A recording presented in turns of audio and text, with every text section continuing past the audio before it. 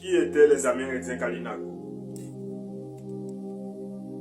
Des hommes et des femmes nus aux cheveux longs, le corps peint de pigments rouges et portant arcs et lances, singulière vision pour les aventuriers qui mouillèrent dans les criques antillaises au début du XVIIe siècle. Entre eux, ces Amérindiens se désignaient comme les Kalinago, mais les Espagnols qui les premiers les rencontrèrent en 1492 les nommèrent cannibales ou Caraïbes. Qui étaient les Kalinago? Quelques chroniqueurs ont décrit en détail leurs mœurs.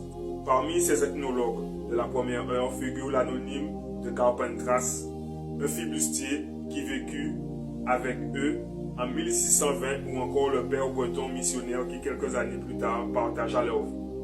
Depuis, archéologues et anthropologues se sont lancés à la recherche des Kalinago et leurs conclusions remettent en cause bien des certitudes. Les Amérindiens Kalinago étaient-ils les premiers habitants des Antilles?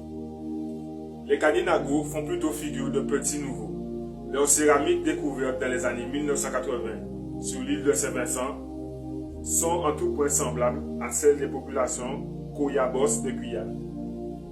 C'est de cette région qu'ils seraient venus, probablement au XIIIe ou au XIVe siècle, estiment les chercheurs.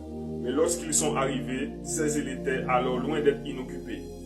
Depuis le 5e siècle avant notre ère, elles étaient habitées par des Amérindiens arawaks, les Taïnos.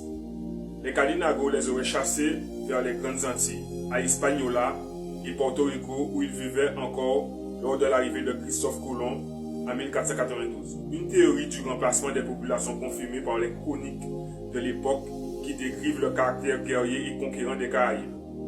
L'autre nom des Kalinago est pourtant remise en cause depuis une dizaine d'années.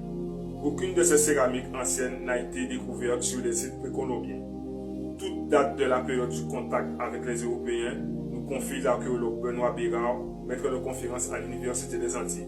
Les Kalinago seraient-ils arrivés après les Européens, attirés par les richesses? Les fouilles à venir devraient répondre à cette question. Régnait-il sur l'ensemble des îles? Au XVIe siècle, ils occupaient les petites Antilles depuis Tobago jusqu'à la Guadeloupe et de manière plus décimée vers le nord à Saint-Christophe et Anguilla. Au centre de cet archipel, là vivaient les plus grands chefs et étaient organisés des rassemblements. Ces hommes circulaient sans cesse d'île en île pour assister aux cérémonies, rendre visite à leurs familles, propager des nouvelles ou échanger des biens. Leur maîtrise de la navigation a impressionné les chroniqueurs. Ils se dépassaient si vite qu'ils pouvaient rattraper un voilier à force de rames. Rapporte l'historien Jean-Pierre Moreau qui, dans les années 80, a découvert et publié le texte de l'anonyme de Carpentras, un flibustier de la mer des Antilles. Édition Payot 2002. Creusés dans des troncs, leur embarcation pouvait mesurer jusqu'à 18 mètres de long et contenir une soixantaine de personnes.